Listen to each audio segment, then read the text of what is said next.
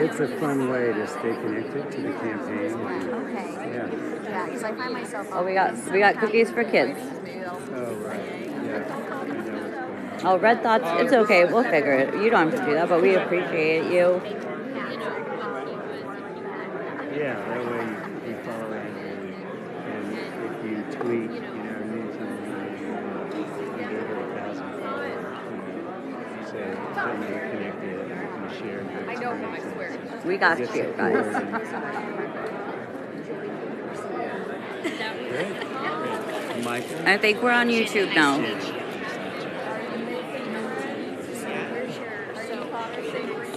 What do you guys like to look at when we're at these things? Like, do you guys want to see what's going on all around us, or do you guys like, I mean, obviously when he's talking, we'll point into the screen, but when he's not talking, like right now, like, what do you guys prefer to see? He put it on YouTube, yeah.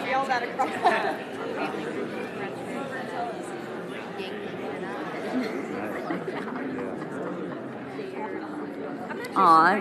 Would you like to be on the Twitch stream? Are you ready? Or no? Yes, I Okay. can. Yes, Stream, say hello. What's our new friend's name? Jenny Naughton, and excited to be Yang Gang. Yay! And she's going to caucus for Andrew Yang. Oh my gosh, that's amazing. Where do you live? Yeah. Or if you're okay. Okay, cool. Yeah. Very excited. First time we'll caucus. Do you have a Twitter handle? I don't, but I was talking to Michael and I think I might start it for today just so I can get the word out a bit more. So. Awesome. If you follow at Sorority of Yang, we'll get your we'll send you out into the Twitter world and we'll get you a bunch of Yang Gang friends. I love it. All right. And that way you can connect with other people in Iowa City that you might investigate canvassing together. That way you don't have to Red Thoughts, you're not on Twitter? Thank you so much for getting me involved. And now we have one more. Sure. Thank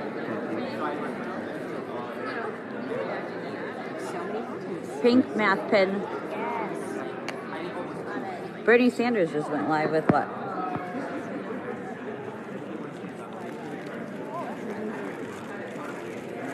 Filipino writer, I don't remember, and I already asked her once, so I feel bad asking again.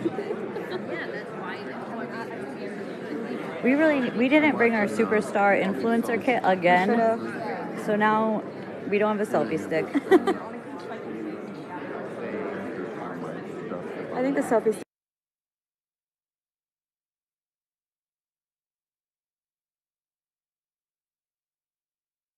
you. You know how many Through the stream. caucus have you seen that thing? I don't know. I think it's one of the larger ones because it's at City High School.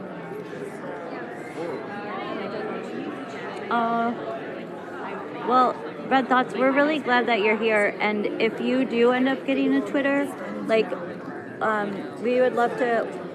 Sorority of Yang will protect you and make sure that you're safe, because I do not put up with anybody being mean to our Yang Gang. So, if you want to try and engage, just hit us up at Sorority of Yang, and we'll take care of you. Yang Gang's super nice too. Yeah. The crowd's pretty good. You want to see the crowd? Yeah, they were goblins. But like they never. Guys, what's this kid's name?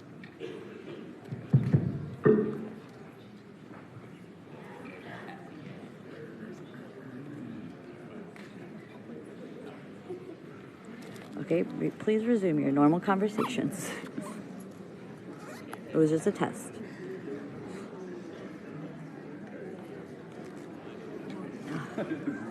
I should probably sit in the front row so I don't have to hold my hand like this the whole time, but I really don't like front rows.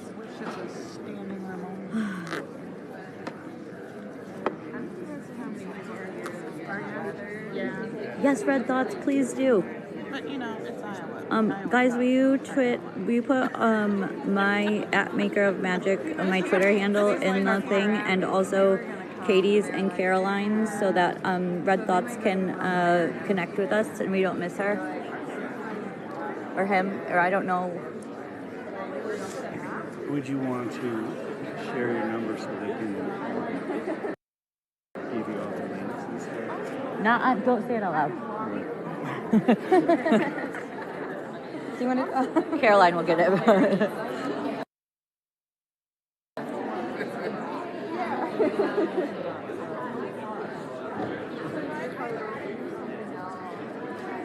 Thank What do you. you want to get? Okay. Her. She want. Yeah, give her.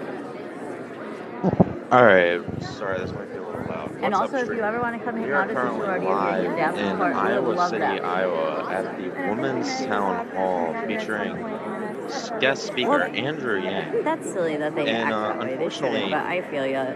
I thought that this event was canceled, and it turns out that it's not canceled, which means the You guys sorority could of Yang all tweet are at nice Will enough about how much better I'm to getting stream at it this. for us here on YouTube.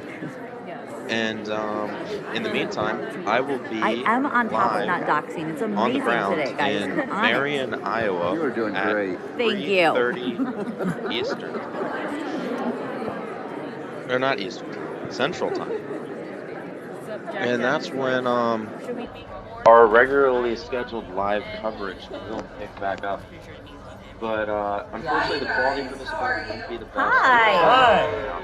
So So awesome seeing all of you guys here for Andrew Yang. It gets me so super hyped up and excited and glad to be here. My name's Lauren Evans. I'm from Los Angeles, California. I swapped the sunshine for the snow because I know how important it is to be here.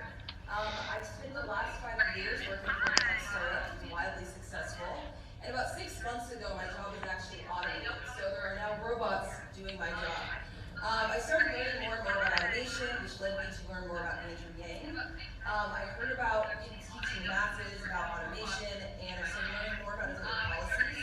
I got super, super excited and decided I have to be here. I have to support this guy, volunteer, and I'm here to honestly and hopefully encourage some of you guys to join this movement, listen to what he has to say, and hopefully you guys will be interested in volunteering. You can find me and some of the other organizers. Raise your hands, you guys, and volunteers. Awesome! So you can find these people, these awesome volunteers, and sign up with them so we can get you canvassing, or you can do phone calls, or door knocking. Keep in mind, I just learned one door knock is the equivalent to $240 in donation, so super helpful. Now I'm going to introduce Katie Dolan to the stage, and it's such an honor to be able to speak with you guys. I'm so excited. Woo! Hi everyone, thank you for being here. We really appreciate you making the trek out on this blustery Saturday morning. As Lauren mentioned, I'm Katie, I'm a staffer here, and I'll be moderating today's Women's Town Hall. For those of you who don't know, today we will have 4 wonderful women taking the stage, telling their stories, and asking Andrew questions about issues that are dear to them. If you're not familiar with Andrew, he's an entrepreneur and nonprofit leader turned 2020 presidential candidate. Woo! His focus is bringing powerful solutions to Washington to reshape the economy for the 21st century. If you would please join me in welcoming to the stage presidential candidate Andrew Yang.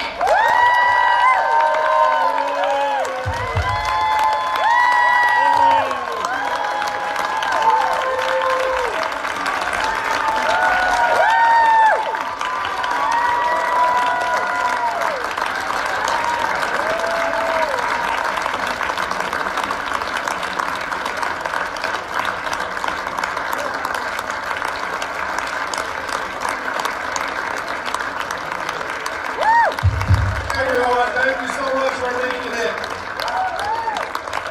I'll circulate the other side too. Welcome.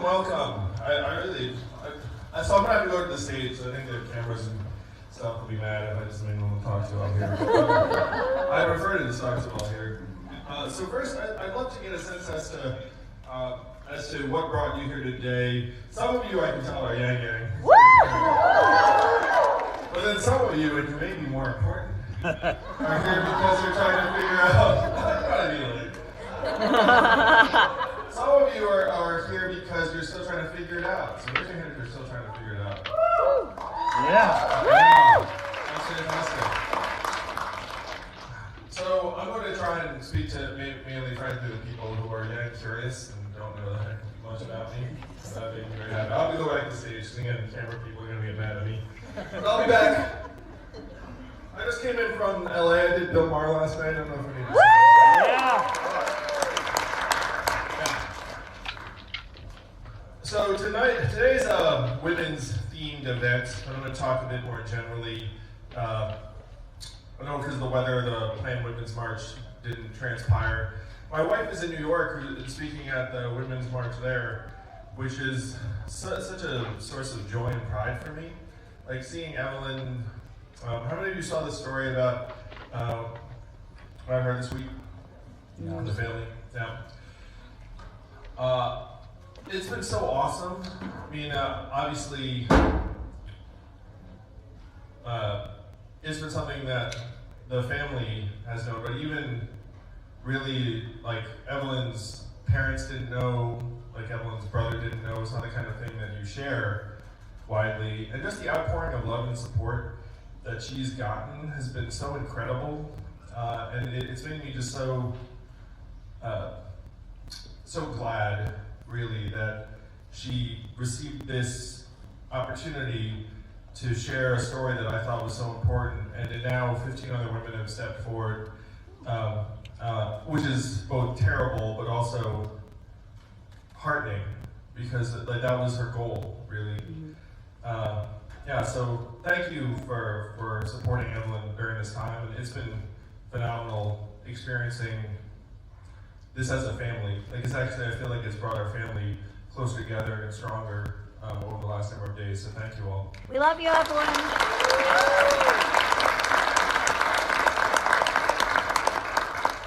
And the theme of today is women's issues, how we can make it better. And I'll say, like, I think I can say things as a guy that most of us know. I said on a debate stage a couple of weeks ago that maybe more like a month and a half ago now. Sorry.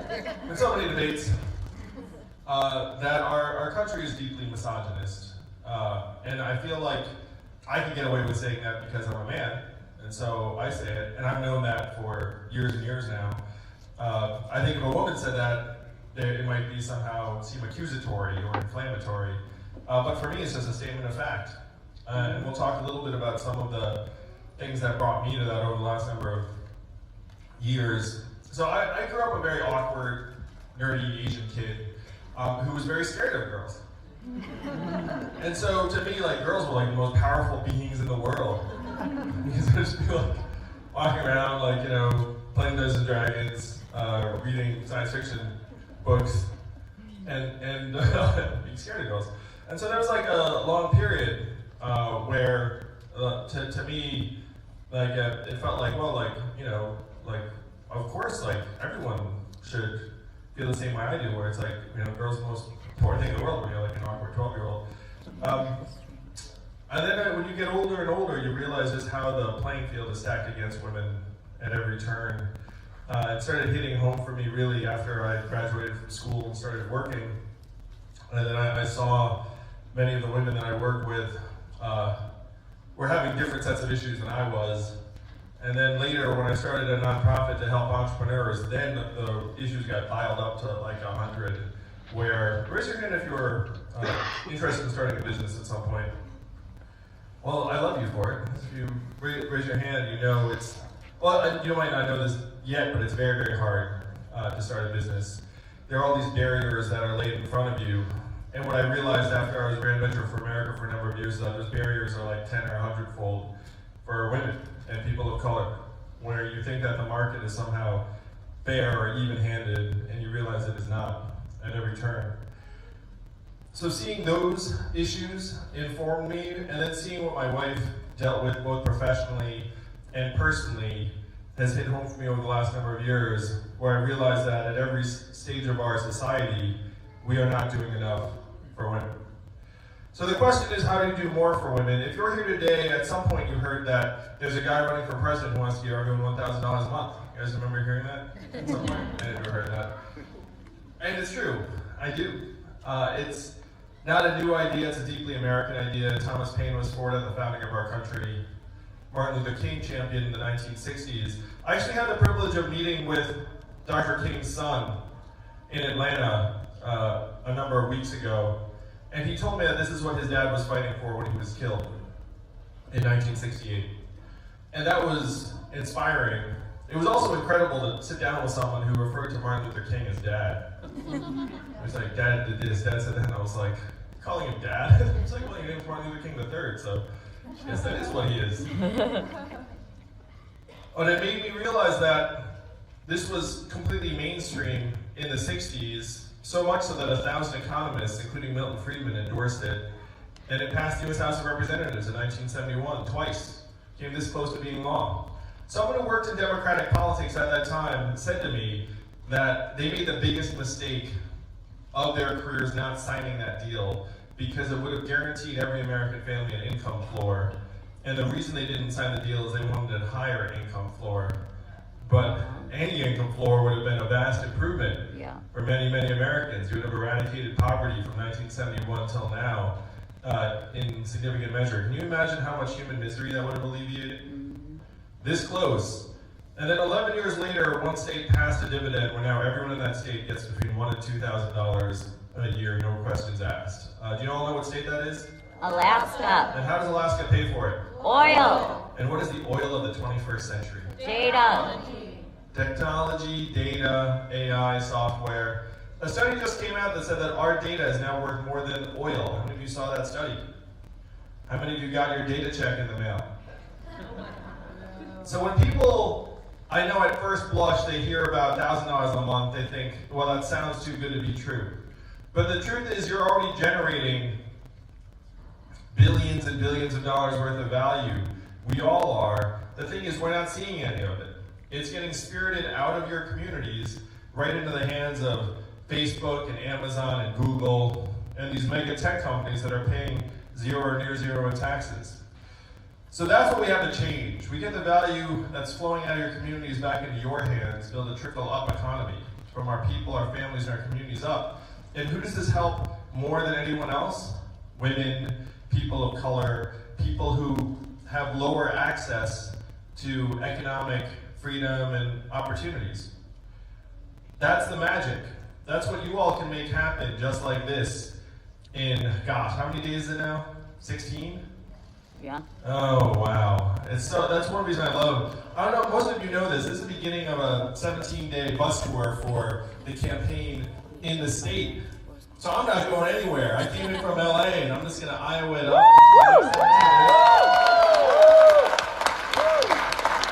And let me tell you, I am thrilled for it because this place is magic. I love Iowa. You all have the future of the country in your hands. Mm-hmm. I did the math. Do you know how many Californians each of you is worth? 1,000 Californians each. That's right. So look around this auditorium. How many of us are there? I'm going to give a Trumpian estimate. There are 4,000 people in the auditorium. It's the biggest auditorium. The best auditorium.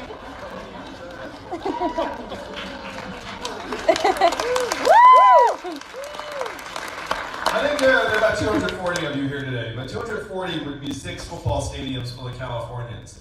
That is the power here in this room to change the future of this country. That's why I love campaigning here. Each of you is magic. You can do something that the rest of our fellow Americans only dream of doing. Most of the country looks up and they see our government as a series of pipes clogged full of millions and millions of dollars of lobbyist cash. And they despair they can do nothing about it. They are correct. They can do nothing about it. You're the only people in the country who can flush the pipes clean. That's the power. How much? So each of you has superpowers. Everyone you know who's an Iowa voter has superpowers. Anytime I talk to anyone here in the state, I feel the lever of history moving. It's a glorious feeling. That's why I'm so pumped to be here. You know, like, you do other things in other parts of the country, and it's insubstantial compared to what happens here. You move one Iowa voter, you know that that is a game changer in a way that is not true in any other part of the country. Now, I get the sense that many of you are students. How many of you are students right now? So get that shot. Yeah, if you look around, I got that sense. You have that youthful air to you. Plus, I mean, we are where we are. We're in Iowa City. I love this town too. I'm just munching on Oasis falafel in the back. anytime I'm anywhere near it, I'm like, someone get me some Oasis. Because it's like legitimately delicious Middle Eastern food. So if you're a student, if you're a young person, I apologize on behalf of the generations that have come before you because we have left you an awful mess. We really, really have. And worse yet, we blamed you for it, which also makes no sense. You think of this in terms of climate change, which is true, but it's even worse than climate change. If you were a student here in college, college is now 2.5 times more expensive than it was when I went to school. Has it gotten 2.5 times better? No. No. Stayed about the same. Frankly, if you're generous, it stayed about the same. But it got 2.5 times more expensive. So why?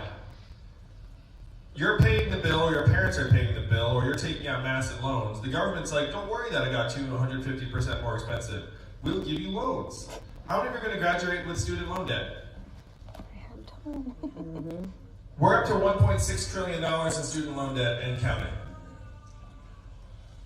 And when you graduate, you can sense on some level that you're graduating into a job market that is less secure and less stable than what has gone before. That's true as well. There's a 40 to 44% chance that a recent college graduate will do a job that does not require a college degree. Does your college then go back and forgive your loans? No. No, it's a one-way trip. So you get the loans, we hope it works out, but it's working out for fewer and fewer people in this country. If you were born in the 1940s in the United States of America, there's a 93% chance you're going to be better off than your parents. That's the American dream that brought my family here. That's what many of us aspire to. If you were born in the 1990s, you're down to a 50-50 shot, and it's declining fast. That's what we have to apologize to you all for. The things you feel that we've left you a mess, we have.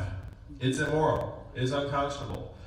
I'm a parent. I look at my kids and say, you deserve better. I'm going to look at you all and say, you deserve better. We cannot clean it up without you, though. We have to help your help to clean up the mess. And we have to clean up the mess in a way that will actually improve your lives. Not just the way you feel, but actually improve your way of life.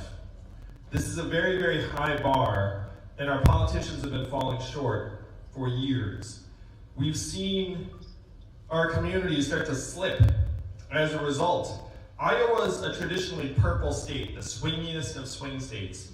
Why did Donald Trump win this state by almost 10 points? Now, there are a number of reasons that are out there. If you turned on cable news over the last number of months, why would you think that Donald Trump won Iowa by almost 10 points? Emails, Russia. Hillary Clinton. So what I've heard from people here is emails, racism, Facebook, Russia.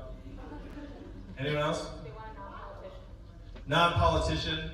Those bots, the media bots. Media bots. Yeah, so that's where I am. We blasted away 40,000 manufacturing jobs right here in Iowa. I have been to those communities, and after the factory closed, the shopping center closed, and then people left, and then the school shrank, and that town has never recovered. And you know what happened to that town in terms of its vote? It went straight from purple to red, bright red. And that happened in every town in your state that lost its manufacturing jobs. After we blast away the jobs, people turn to Trump. That is what you all have to remedy, because what happened to the manufacturing jobs is now shifting to other parts of the economy. How many of you have noticed stores and malls closing in Iowa?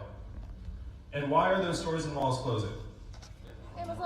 Amazon, that's right. Amazon's soaking up $20 billion a year, closing 30% of your stores and malls forever. What's the most common job in the economy? Retail clerk. Average retail clerk's a 39-year-old woman making between $8 and $12 an hour. When her store or mall closes, what is her next job going to be? No one knows really. How much did Amazon pay in federal taxes last year? Zero. Zero.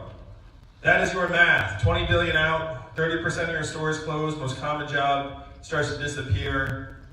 You all get zero back. That is the feeling here in Iowa. That's why many of the young people feel like they need to leave the state for greener pastures. That's how you have a purple state go to Trump by 10 points. Oh my God. So this is what you all have to reverse together. You have to rewrite the rules of the 21st century economy so that it works for you all. And you have to actually give the people here in Iowa a real path forward. Instead of feeling like their small towns are getting sucked dry, their kids are leaving the state, we have to make it so that Americans do not feel like they have to move in order to live the kind of lives that you want. And we've been letting things go the wrong direction for years and decades. So rebalancing this economy for our people and our families will take a very big move. Something as dramatic as putting $1,000 a month in the hands of every American at the age of 18. And when we do this, when we put this money into your hands, how will you spend it? Where will it go in real life? How much of it will stay right here in Iowa? Not all of it. You might get your own Netflix password. But most of it would stay right here. It would go to Oasis Falafel and local businesses and local nonprofits and student life and religious organizations. This is the trickle-up economy, Iowa, from our people, our families, and our communities up. This is what you all can make real on February 3rd. This is how we make it right for our kids. Where we can look at our kids and say and mean it, your country loves you, your country values you, and we will invest in you. I have run organizations for decades, and there are 3 things you can do with your people. Number 1, you do nothing, and they leave you within a year. Number 2, you tell them how great they are. That lasts for about a year, and then they leave you between years 1 and 2. The third thing is you actually invest in them. You pay them, you give them raises, you have some form of progression and advancement for them. If you do number 3, they stay with you for years and years, maybe forever. What are we doing right now in the United States of America for our kids? Some combination of 1 and 2, right? It's either nothing or telling them that it's great. And you can see through it. If you're a young person, you're like, this does not seem honest. We have to actually level up and say we're going to invest in you for real, in a way that you'll actually be able to feel and use. A path that will actually lead you forward and make it so if you go to college, you don't feel like you're just loading yourself up with debt for an uncertain future. So this is the vision. This is the vision that got a guy who no one had ever heard of 12 months ago to now on 5th in the polls and rising to be the next president. Woo!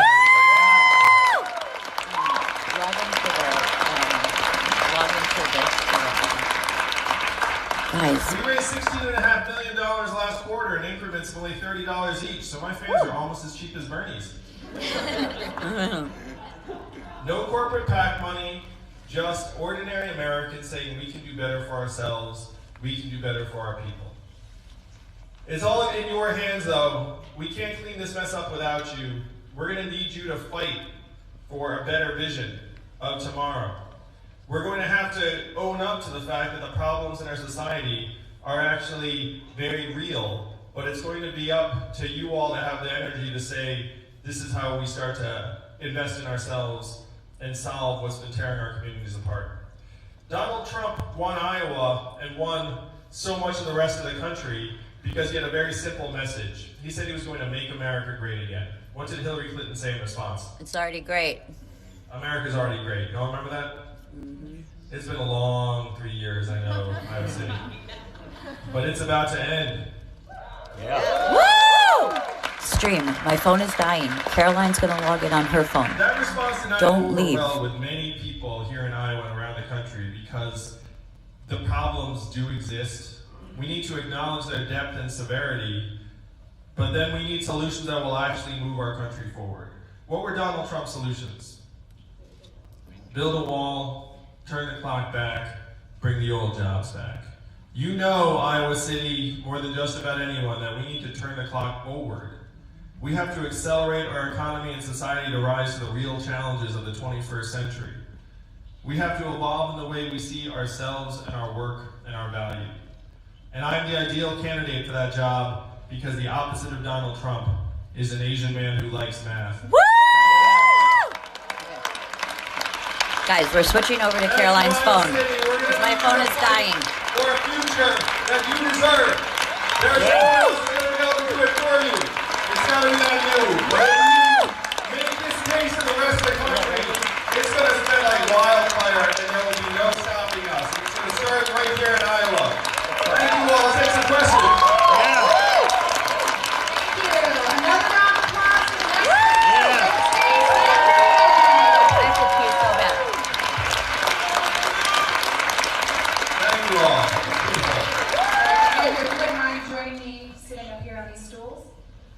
We have 4 wonderful women who are going to share their stories with you and then ask you questions about issues near and dear to them.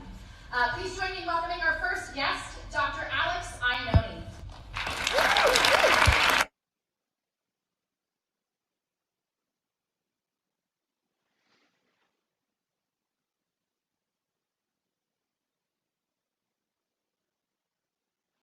Is that he seems to be the only candidate that consistently has a strong focus on the importance of family.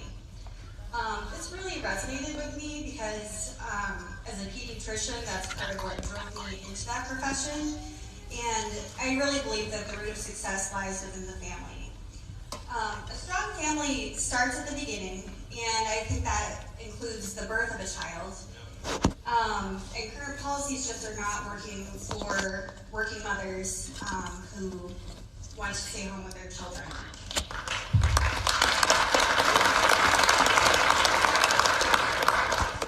I experienced this firsthand when at 5 weeks I had to return to work, and this was ironically to counsel families about placing their child's health first.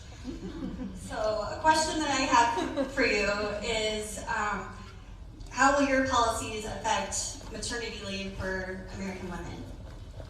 Thank you. Let's give also a round of applause.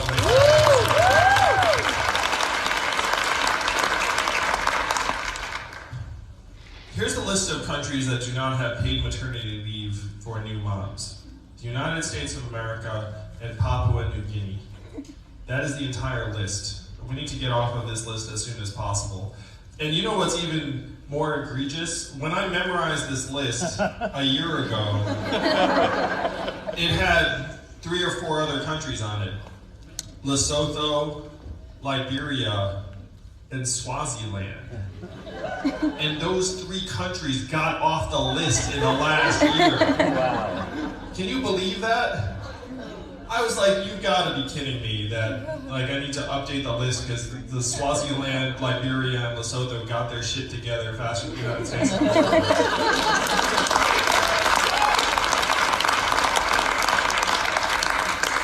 We need to join the rest of the world, let me have to say civilized world, the rest of the world, in realizing that, of course, moms need to have time to spend with their kids and not be worried about putting food on the table for that period. So I'm championing 6 months paid family leave for any new parent. And so if there are 2 parents in the household, then that can be up to a year because you don't need to take it at the same time. And this is a no-brainer move. We're shooting ourselves in the foot because I think there's some demented, completely incorrect idea that it's going to be bad for business if parents take time off for their kids. You know what's terrible for business? Moms leaving the workforce and never coming back because they're not being supported properly. That's a disaster for business. You know what's also really bad for us all over time? Like not actually being able to look after your child, the very, very crucial developmental points. So this is something that the rest of the country woke up to decades ago, and as your president, I will make sure that this gets passed because I'm very, very passionate about it. And like, it's an embarrassment. It's a national embarrassment, and it shows, this is when I talked about how misogynist our country is. Like, again, United States of America and Papua New Guinea, and that's the whole list. Like, you have to say that we must be pathologically anti-family in a way that is not true for any other civilized nation. Thank you, David.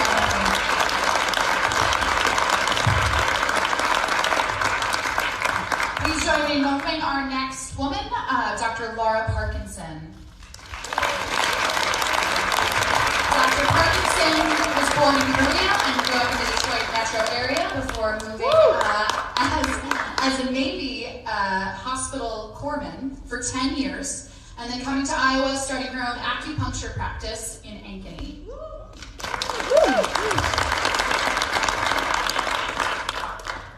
Thank you.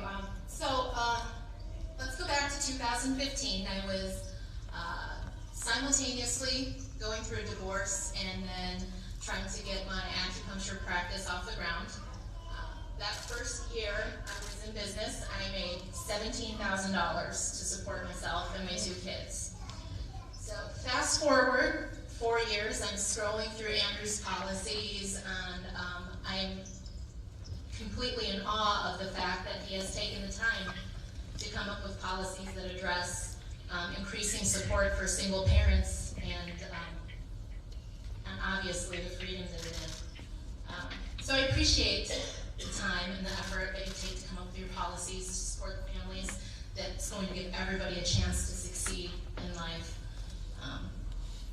One of the reasons that is really important for me to persevere is that I have 2 children that are looking up to me, and I really wanted my daughter especially to see that despite, conflict, you can make it in the world. So my question for you is, how would you address the gender gaps in STEM, executive leadership, and entrepreneurship? Well, is your daughter here today? She's not? I'll show it to her later.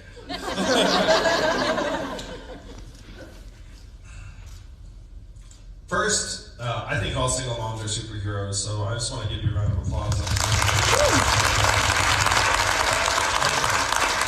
And I say this because I was a little bit cocky going into parenthood myself. I was like, people have been having kids since the dawn of time. How bad could this be? Parents are laughing now because now I liken it to like a grenade going off in your household, but the grenade just explodes over and over again. And then you and your spouse are like, who's jumping out of the grenade? Are you jumping out of the grenade? Like, I jumped out of the grenade last time. And so I can't imagine what going through that alone was like. And that's one of the reasons I'm now so passionate about trying to help support families and single moms in particular. So it wasn't an imposition on me to try and figure out how we can help single parents and single moms, because it's core. It's a big reason I'm running for president. 40% of American children today are born to single moms. So it's the new normal. And pretending that it is not is really unhealthy and tragic for many of our families and kids. And when you think about single parent, 90% of the time that's single mom. So, it's something that falls on women much more heavily. So all of that said, we need to help women succeed and excel in every field, certainly including STEM and executive fields. One of the things I'm 100% certain of is that women entrepreneurs are among the most untapped resources in our society today.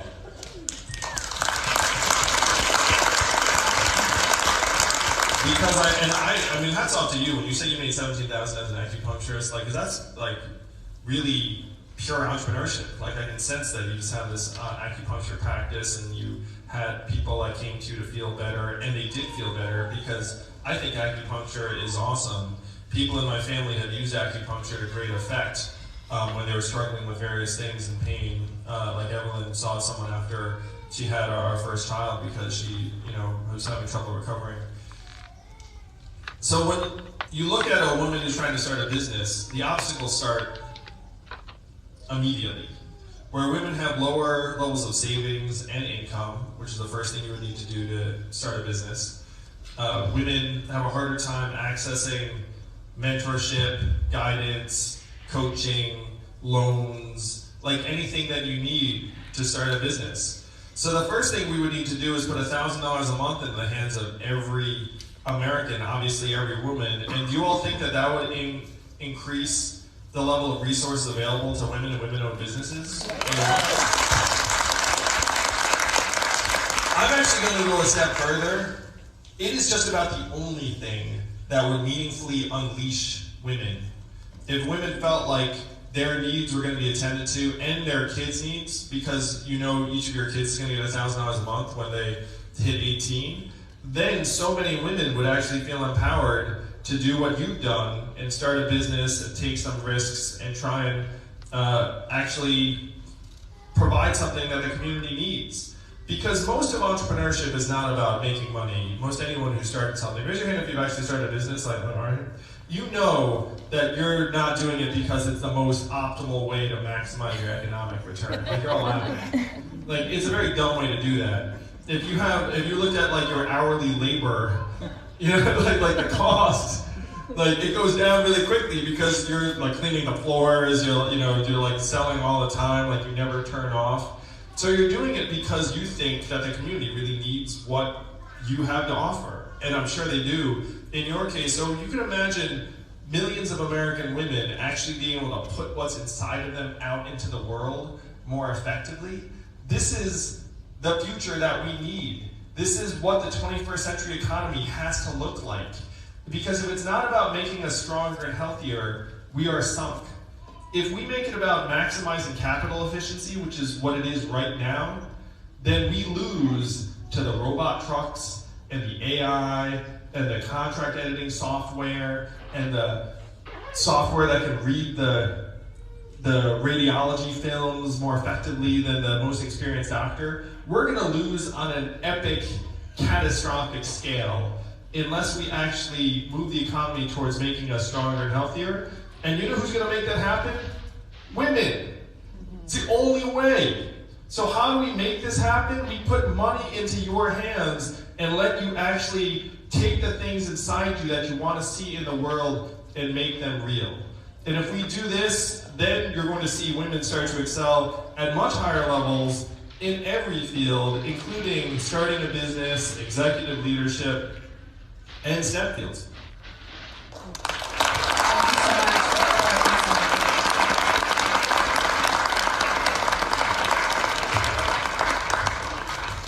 Coming to the stage next is Callie. So she just said first acupuncturist in the White House, and I said, sure, I don't have one yet, so you're it. I'm sure someone has that on film, so it'll be like very easy just to bust it out and be like, hey Andrew, remember this? I'd be like, yeah, I love that. Callie is a mother of 4 and a work-from-home mother.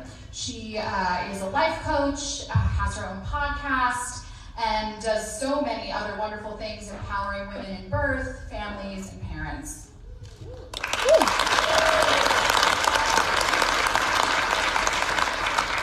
So today actually marks the 10-year anniversary of me becoming a mother. Yes, my 10-year-old son Kai is sitting right over there. Happy birthday!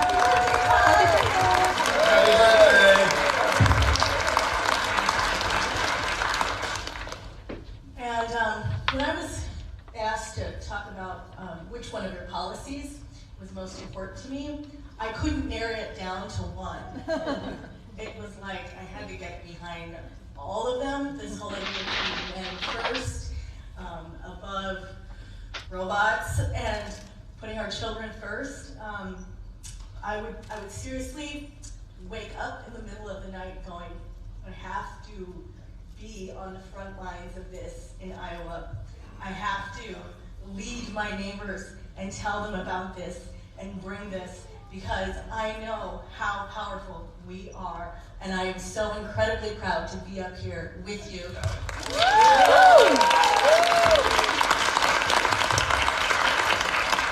My kids, they've come with me. They've been knocking doors.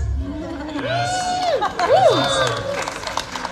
This new economy, I can see it and feel it, and I know it's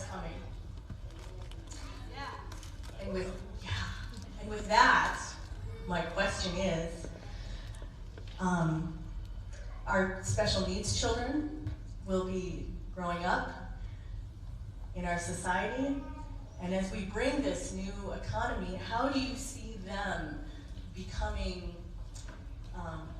integrated and fully functioning as they become adults? Thank you, Callie. One of my boys, as you know, you haven't met him yet, I don't think, but my 7-year-old son is autistic, and so special needs children are very near and dear to me and Evelyn's hearts and experience. And special needs kids grow up to become special needs adults. That's actually common sense when you think about it for a moment. And one of the things I say is that special needs is the new normal in this country. How many of you all know someone who, friend, neighbor, family member who's autistic, has special needs, differently abled? Oh, look at that, it's virtually everyone. And so we have to ask ourselves, what do you do to help families who are in that position where you have a kid who just needs more? And right now, our schools do not have the resources to do a lot for someone who has different needs. So we have to change this from top to bottom, and it's easier than you think, I'm happy to say. One of the reasons I'm so excited, so I was just on Bill Maher last night, and he said something to me, like after the cameras were off. But he said, in another context, he said, one of the things the government's really good at is putting money into people's hands. That's actually our government's core competency in many ways. So what we have to do is we have to take resources and put them into the family's hands so that they actually can get the kids the help that they need. When the kid gets to the school, right now, schools don't have the funding. The U.S. Congress said that they're going to pay for 40% of the educational needs for kids who are autistic and have different needs in schools. It being Washington, D.C., they didn't actually do it. They fund 15% of it, which means that if your kid shows up to the school's like, I don't have the special needs teacher, the expertise, the resources. So I'm saying, as your president, forget 40%, I'm going to fund it 100%, and then actually make it so they really show up. And this way the communities don't have to make different choices. And this is going to help at least some kids have different trajectories, but many people will still not be able to work independently in various ways. And the argument that many people in the special needs community make, which is 100% correct, and I'm going to say this you'll hear it when you hear this, they'll be familiar to you because we use it for everybody. They say, hey, if your organization accommodated autistic people better, they would find that they are awesome contributors and you need to do more to accommodate them. And I say that's all completely true, but it shouldn't matter that they can contribute to your organization's money-making abilities for them to live the kind of life that they want to live.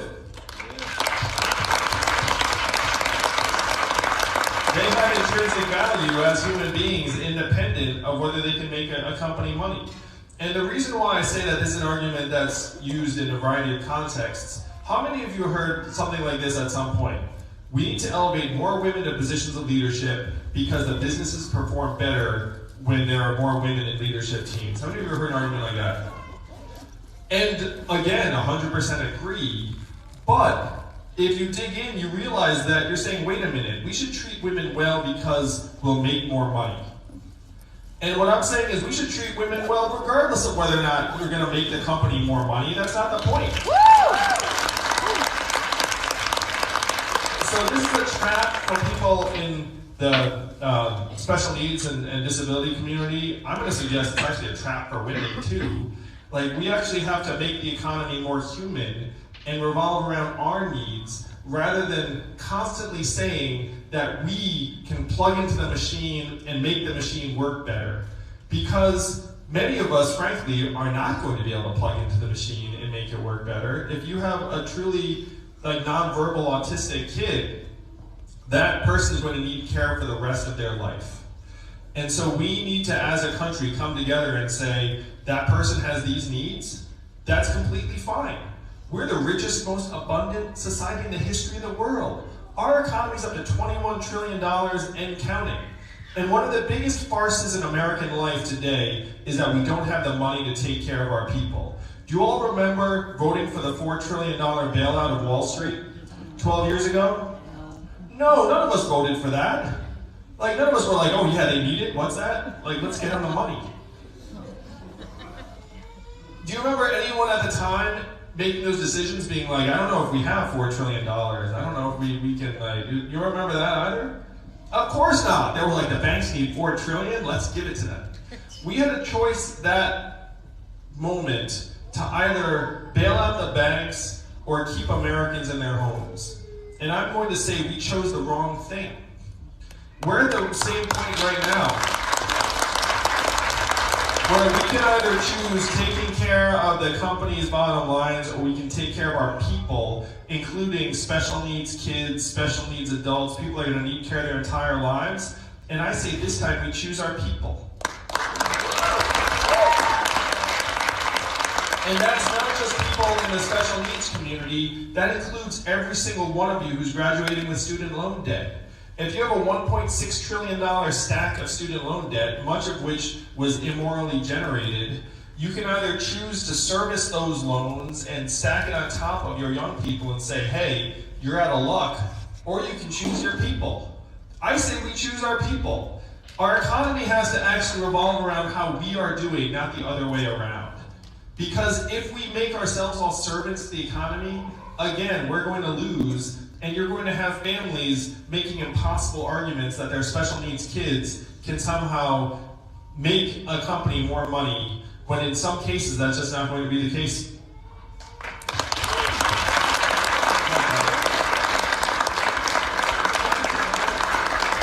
Let's deliver a human-centered economy for Callie and her 4 kids. Listen to Mom, she's very, very awesome. You probably know that, right? Now the man from stage and the microphone saying that too.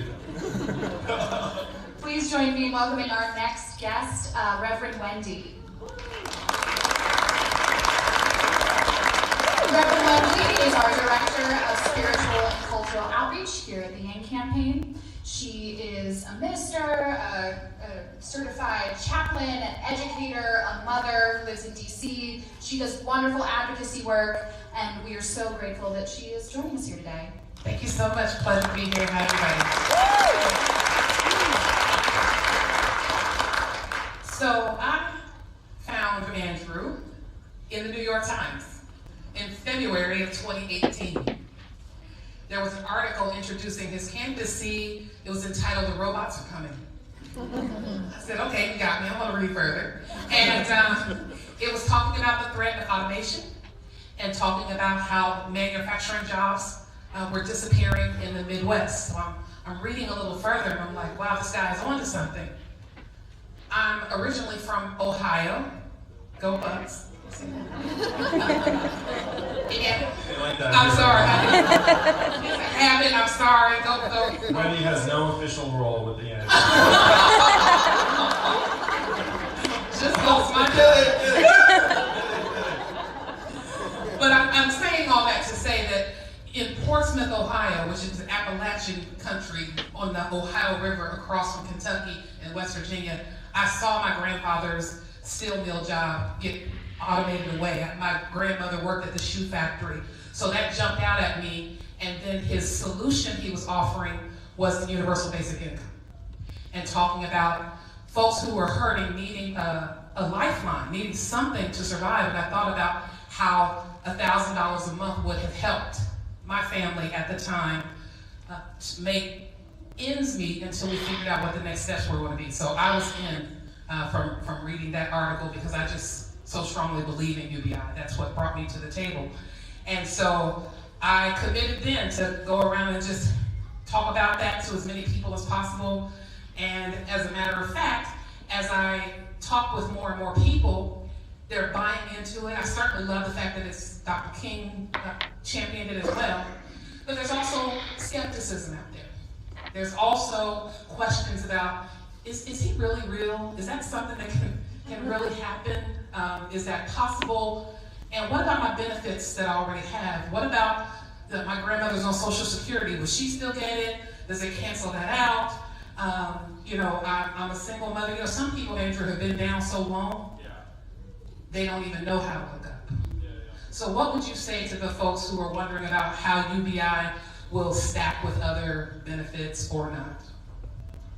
Well, thank you for raising that perspective, and I think that's actually Can the you go in my fundamental YouTube chat and spam the obstacle we have to donation link? I overcome. gotta take a Is shower. that people have their heads down for so long that we don't think we can actually do better for ourselves. Again, that's one reason why I love being here in Iowa, is that you are usually confident about your ability to shape the future, rightfully so. That if you want to rewrite the rules to work for us, you can do it. That's the wonder, it's the joy of being here. Most human beings actually operate in a constant mode of resource scarcity, particularly around money. Because our lives are organized around it. If you can save 20 bucks by doing something, you'd be like, oh, I should do that. I remember as a kid, so I'm the son of immigrants, so my parents are naturally very stingy. And so I vividly remember being like, there's this one gas station that charges like 10 cents a gallon less for gas, which means if I get there, I can save a buck or two. You did that too? Oh yeah, I did that. I remember like scrounging together, being like, I have enough. I remember just thinking, I was like, I have enough money to buy 1 gallon of gas. So you're like, get this 1 gallon. Now there. And so if you go to someone who literally is organizing their day around this sort of calculation, and then say, hey, the magical Asian man wants to give you $1,000 a month. Then people will be like, a very natural human reaction is to be like, that's impossible. Because this thing that I don't have enough of ever, like, cannot grow on trees to the extent that it can just be given to each of us in this way. And then the next human reaction is to say, after it's impossible, it's like, well, if you did that, it would hurt us somehow, cause rampant inflation, like all these problems would ensue. And that's like a natural reaction that we all have because we're all programmed for resource scarcity. It's very, very important for us evolutionarily. Because historically, it wasn't not just money, it was like, do I have enough food to make it through the winter? Like, do I have enough of this to do that? Like, everything was relatively finite. Now, what's the opposite of a mindset of scarcity? Abundance. A mindset of abundance, which is there's enough to go around. If you get it, it doesn't hurt me. You're doing well, I'm doing well too. I'm happy for you. That is what's been lost in America over the last number of years, because we've allowed ourselves to get this boot on our throats that is now oppressing most of us. 78% of Americans are living paycheck to paycheck. Almost half can afford an unexpected $500 bill. And studies have shown that if you can't pay your bills, it has the functional impact of decreasing your IQ by 13 points, or 1 standard deviation. So let me ask, this will be interesting. How many of you would agree with this statement? Our fellow Americans are getting less optimistic, less reasonable, less rational, and more subject to bad ideas and bad leadership. Raise your hand if you agree with that statement. Yeah, look around, it's virtually all of us. That is what you would expect to happen if you were to introduce pervasive financial insecurity into a society. Because if you have a lot of people that can't pay their bills, then they become like, oh, I blame that person, okay. Well, climate change, I can't even pay next month's rent. Like, climate change must be bunk anyway. Like that's just sort of like the mindset that is now infiltrating more and more Americans. And it's true, too, of people who are on a fixed income, because, like, my parents are on fixed incomes. And it took me a while to figure out what being on a fixed income means if you're an American in a certain position. Because as, like, a younger person, you're like, who knows? Maybe I could get a raise next month or next year. Like, I could do this, I could do that. Like, it's all very uncertain. But then for my parents, it's like, no, there is actually very limited uncertainty. This is how much money you'll get. There will not be more money coming. There is no new earning potential. And so here's your income level, and then here are your costs. They're just going to creep up on you more and more. We're going to stick it to you with drug prices. We're going to stick it to you with anything health insurance related. We're going to stick it to you housing. We're going to keep sticking it to you. And that introduces a real level of stress and anxiety and financial insecurity, because you know your revenue is not growing, but your expenses are. That's like a really negative, nasty feeling. So this is all a very long-winded way of saying to the people that are concerned about it, I get it. I know. It's hard to believe that we can do better for you and your families. But $1,000 a month stacks on top of Social Security. It would be the greatest expansion to Social Security benefits in generations. And one of the reasons why we need to do this is that we have a retirement crisis on our hands that's going to get worse and worse as we go through the generations. There are millions of baby boomers who will never be able to retire and be working until the day they die. Do we all want to live in a country where you go into a convenience store and it's a senior citizen who's like working there to make ends meet? No, we don't want that. Like, that person should be enjoying their golden years. It should be like a younger person working for beer money at the convenience store. So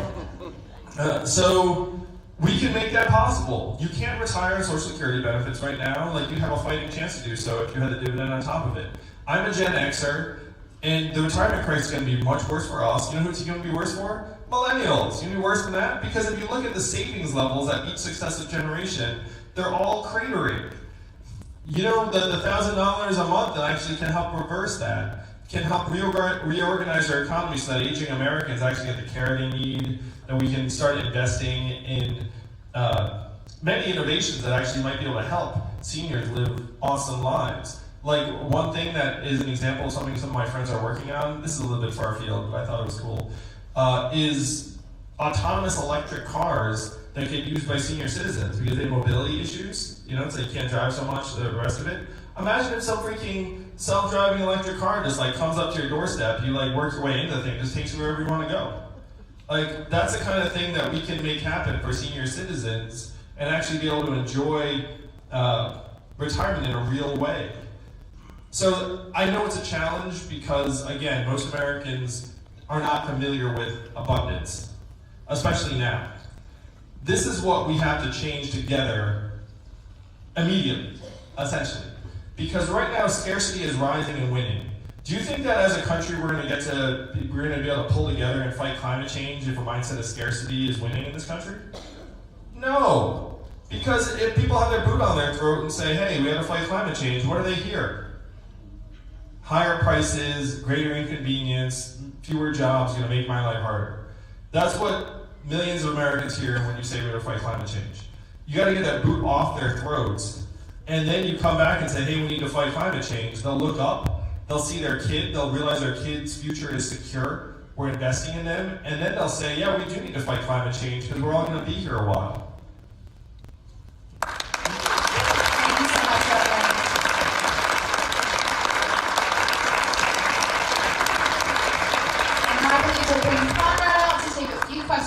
Audience with what time we have remaining. Yes, the best part. Not the best part. Those are great questions.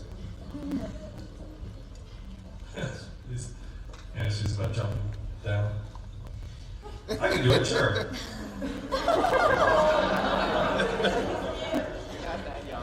All right, question? So, I really appreciate your approach towards the Where are you? right here. Oh, there you go. The universal basic income. But how do you account for the race wage gap and the sex wage gap? Do you think that that universal basic income should be subsidized for what women are already not making or minorities are already not making? Because I've seen this great poster of equality versus equity. So if you give everybody $1,000, it raises everybody up, but what about the people that are already down? How are you going to raise those people up? Thank you for the question. $1,000 a month, the way I see it is like it's a foundation or a floor. And then you have to build on top of it. So if you have $1,000 a month, does that somehow make everything even for, let's say, men and women or people of color and other groups? Of course not. Like, does it do more for the people that need it more? Does it help even the playing field? Yes. So when you're building a house, the first thing you do is you build the foundation, and then you look around and say, okay, what else do we need? Are there going to be pervasive issues that affect women that we need to address on top of the floor? Yes. Like, do we need to do more for people of color? Yes. Do we need to do more for people who have special needs? Yes. Do we need to do more for single moms? Yes. So we should keep on investing in solutions that affect each individual group.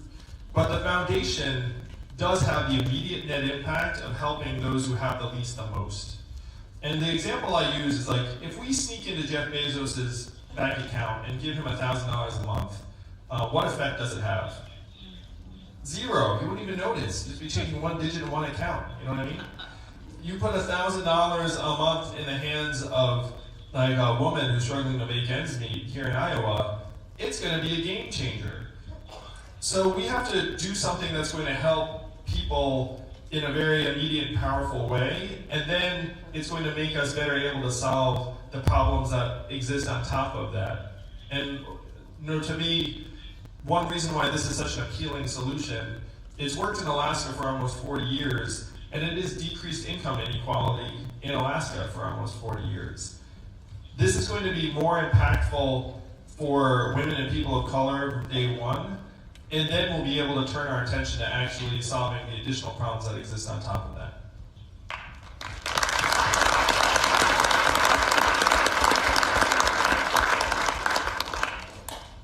So one example I use from the debate, women of color are 320% more likely to die of pregnancy complications than white women.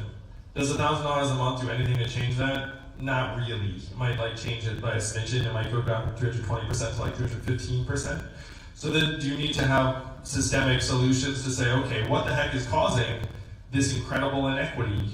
And it could be training of doctors. It could be the sort of prenatal care that certain moms receive. You have to go after each problem in concert. I would never be someone who would suggest that $1,000 a month somehow alleviates the pervasive inequities that face women and women of color in particular.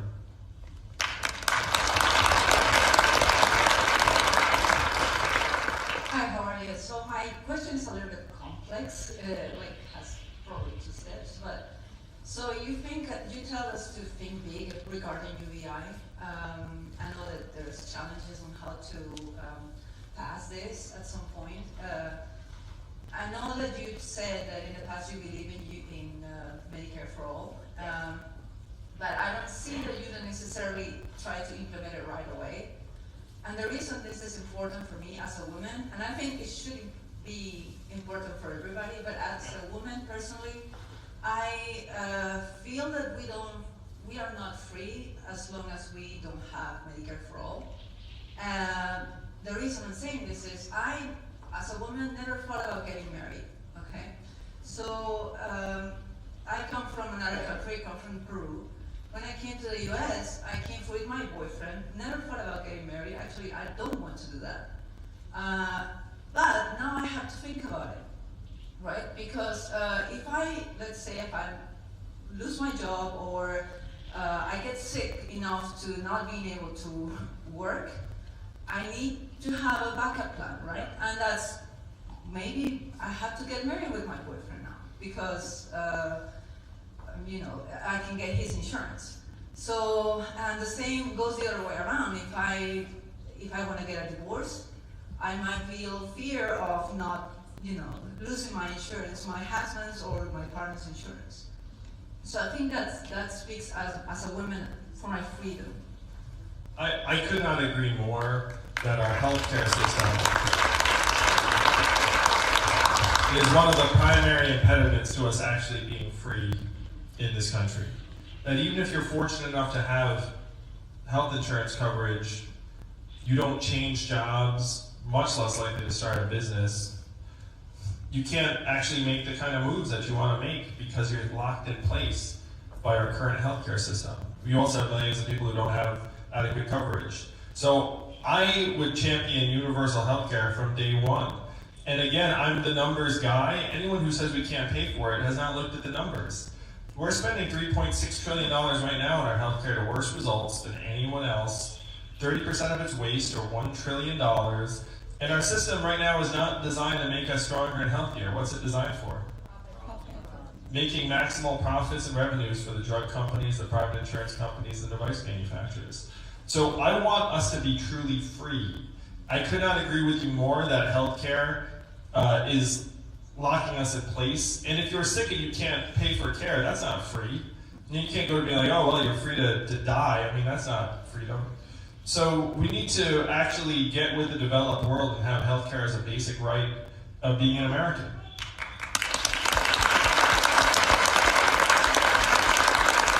And we need to put $1,000 a month into our hands, which I think I could get done a little bit faster. But I want to follow it up with universal health care, price on carbon, fight climate change, like all the big priorities we have. I'm going to get a lot of them done very, very quickly. And I'm going to present you with a vision of how I can get this stuff done in a way that others cannot. So picture the headlines, February 4th, Andrew Yang wins Iowa, shocks the world.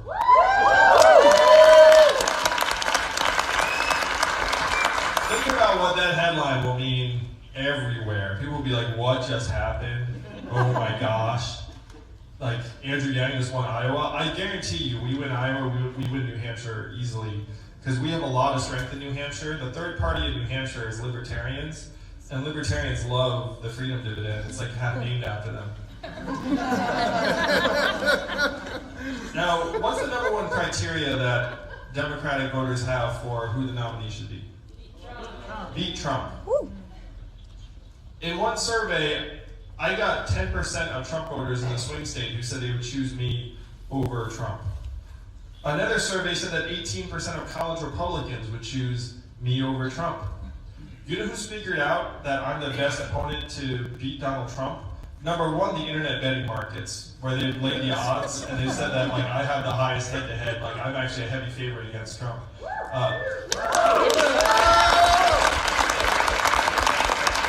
And number two, the Trump campaign. One of their advisors was quoted saying, like, if there's someone we're worried about, it's Yang.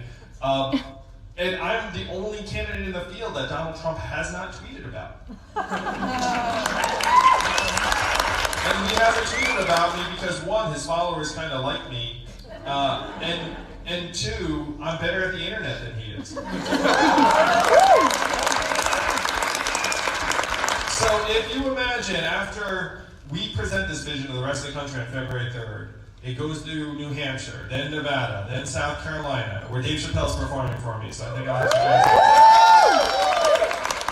And then Super Tuesday, we win the White House, and the Democrats and progressives are so pumped to have beaten Donald Trump. They're like, yeah, let's pass some big laws. Like, it's a new day, a new era.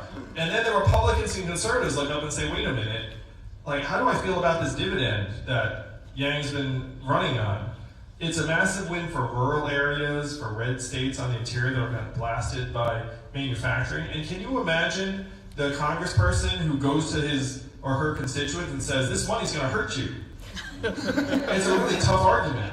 And then can you imagine me showing up to that person's office in their district being like, hey, this person's standing between you and your families and the dividend that you know at this point the vast majority of Americans want. Can you imagine that congressperson's phone lines in office? People will be like, what are you doing? So we get the dividend passed, and then we'll all have this unfamiliar feeling where the government did something that actually works, that we actually like. And then Republicans will look up and be like, wow, people like me for a change? This is highly unusual. And folks on both sides of the aisle will see that I'm completely solution-oriented. I just want to improve our way of life. And then we're going to be able to generate energy around other things that we can agree on, which I believe is improving our healthcare system, improving our criminal justice system, investing in infrastructure. I cannot believe that Donald Trump did not even build us some highways and bridges and roads, because I thought at least he'd do it to put his name on them.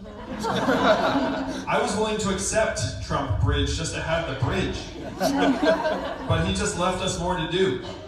So this is what we can all make happen very, very quickly. As your president, I'll get money into your hands, which will help make you more free, and then we're going to get healthcare off of your backs, because that is a must. It's destroying many, many American lives. All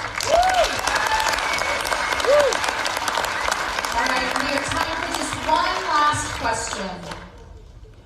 Choose wisely, comrade. I'm kidding. I don't get to take pictures. That's a crime against humanity. Hi. Over the last couple of years, we've heard 1 in 4, 1 in 3, 1 in 2 women are sexually assaulted on college campuses and otherwise.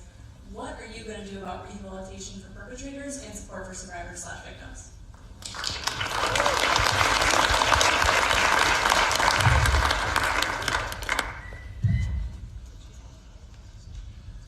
the statistics are, I'm pretty sure they undercount, because whoever is a victim often does not want to share it, even with anybody, even anonymously.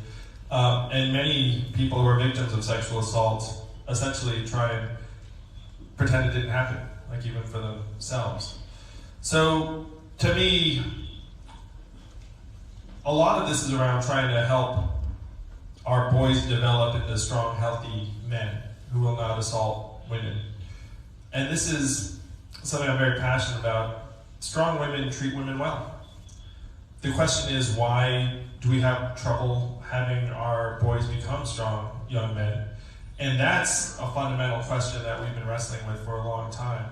I love the fact that you're talking about rehabilitating perpetrators, because even that is a more generous response, and I believe a more effective response than many people immediately come to the table with.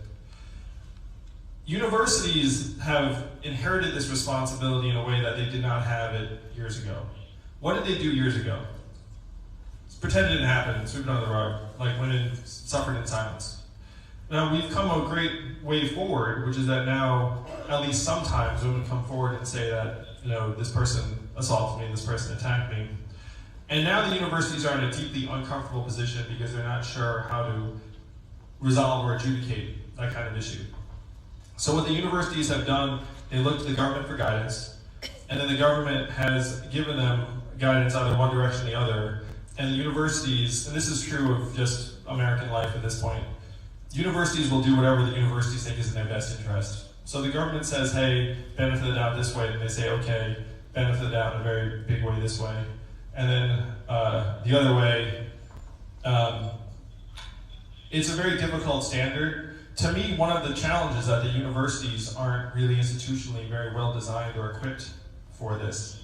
So we need to try to have more resources available to universities from the Department of Education, including a tighter relationship with local law enforcement, so that they can actually have someone independent of the university in particular types of cases. A lot of the progress will be made when we're actually able to recognize the prevalence of this problem, but also that it's a problem that exists really primarily among men, that if men can become stronger and healthier and also acknowledge when they have a problem, and if they've done wrong, that they'll be able to become a better person over time and not have it be something that is either ignored or destroys their life utterly. That's the challenge that we have to reach. There is no easy answer, because sexual assault is real on college campuses, it's real in doctors' offices, it's real in many, many parts of American life.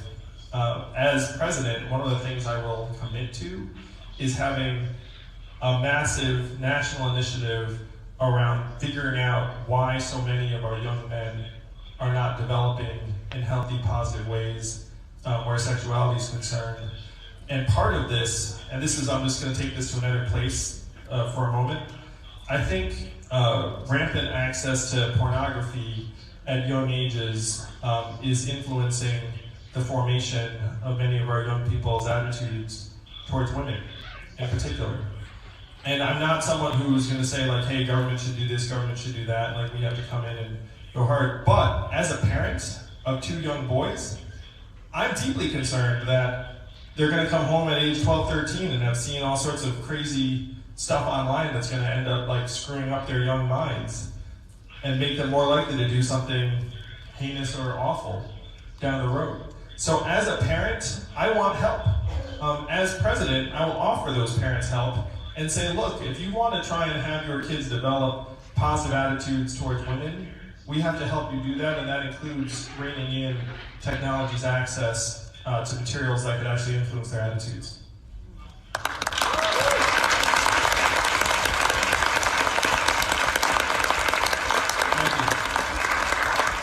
Thank you, Andrew. That's all the time we have for questions today. One last round of applause for the next president. Thank you all for sitting. Let's make history together on February 3rd. Let's turn the ship around. We can do it. And if you make this message loud and clear to the rest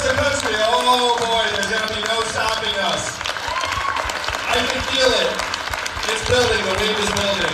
It's going to happen right here. Thank you all. That is right, Stream. There's going to be no stopping us.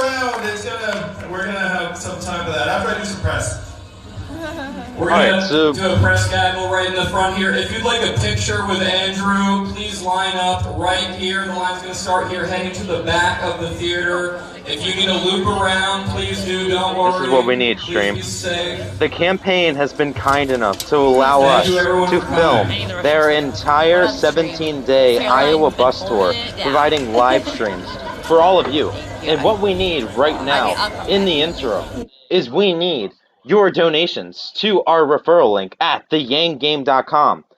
The yanggame.com donation link, all donations go directly to Andrew Yang. And when you donate through this link, it helps show the campaign our value. And that is why they are allowing us to film every single Yang event over the next 17 days. So let's get in some of those donations. I got to be out of this hotel room in about 8 minutes because I got to drive to the next town hall. Thank you, Sim Sang, for the $10 donation to Andrew Yang through the yanggame.com donation link. So all donations through this link go directly to Andrew Yang's campaign. We do not touch a single dollar of it. All of this is a tracking link so that we can see who is bringing in the donations, because as many of you know, we will try to get a shout out for you from Andrew Yang. Thank you to Sorority of Yang, who filmed this town hall for us. Last I heard, it was canceled due to the weather, but then it was brought back on.